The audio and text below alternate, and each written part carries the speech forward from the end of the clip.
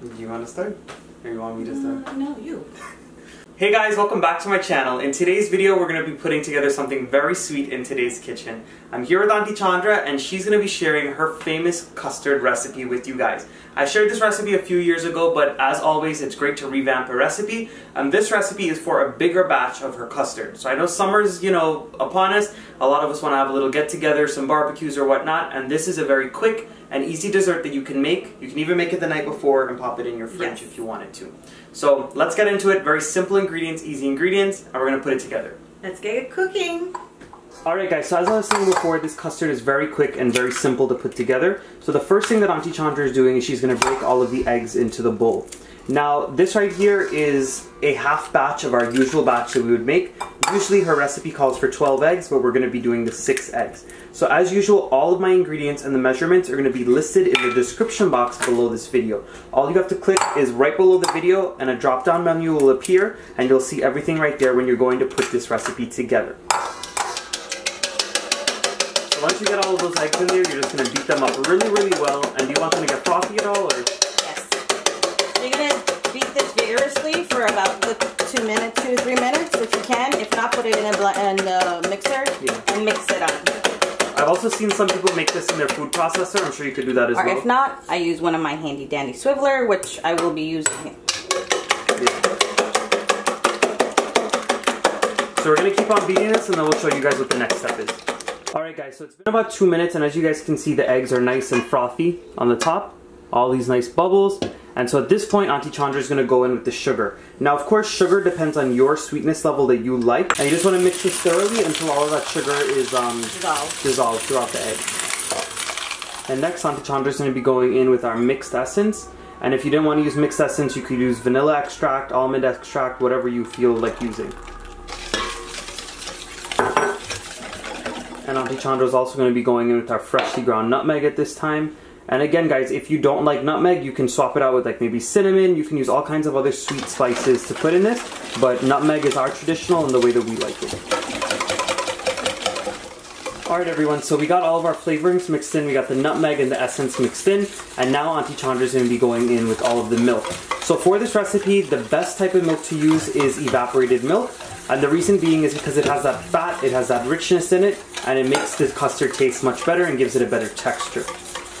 If you wanted to mess around with whole milk or almond milk or anything like that, you could definitely try it, but it probably will not have the same texture.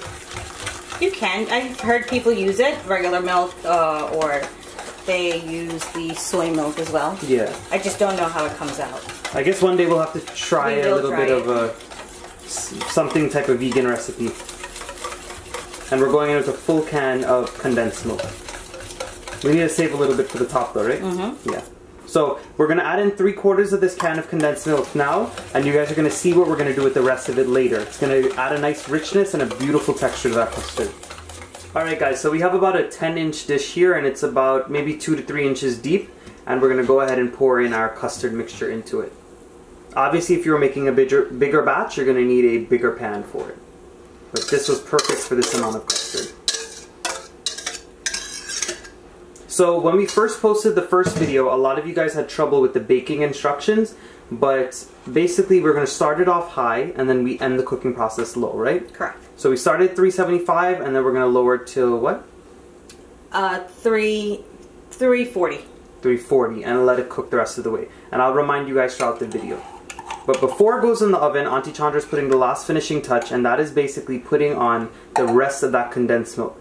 What the condensed milk does during this step is it creates like another layer in the custard, and it makes it nice and smooth, and it makes it rich and creamy. So definitely do not miss out on that step. And you don't want to mix it. And don't mix it up too much or trouble it. Just let that layer sit there. And if you want, you could go in with extra nutmeg, which I do. And this right here adds an awesome flavor, all of this extra nutmeg on the top. So now that we've gotten everything in the pan, we've topped it with our nutmeg, it's ready to go in the oven. So we're going to pop this in our oven at 375 degrees. And we'll lower down the heat down to 340. And then we're going to bake it for about a half hour to 40 minutes. You will want to check it at the 20-minute mark just to see how the middle is. If it's still liquidy, then you want to keep it in for an extra 20 minutes. And then checking it periodically. Yeah. So as soon as you put it in the oven at the 375, you lower it to 340, right? Correct. You just want the oven to be nice and high for it to start cooking, and then you want to lower it so this way it doesn't bubble up too much and make it, because it makes it more curdly the higher the oven is, right? It does. Alright guys, so this is the finished product. This is our baked custard. As you guys can see, all those nice golden brown edges, and the top, that is exactly how it should be looking. And as soon as you take it out of the oven, it'll have a slight jiggle, but once it sets up, you will no longer have the jiggle. So Auntie Chandra's going to cut into it now, and we are going to try a piece. Make sure you guys let this cool a little bit. So we've had it cooling for maybe 45 minutes at this point. So this way you can really get a nice slice out of it. And how long would you say it baked for? About 45 minutes to an hour? 45 to an hour. Yeah. Correct. It totally depends on your oven and how thick the custard is. And guys, listen, whenever you're slicing this, sometimes you don't get the prettiest slices, but it tastes so good. Alright guys, so Auntie Chandra finished making this beautiful custard. It smells delicious, and I know it's going to taste delicious. That is what it's looking like. It looks good, right guys? You're going to have to give this recipe a try. So Chloe and I are going to give this a try. Let me grab my fork too. And we're going to let you guys know how it is.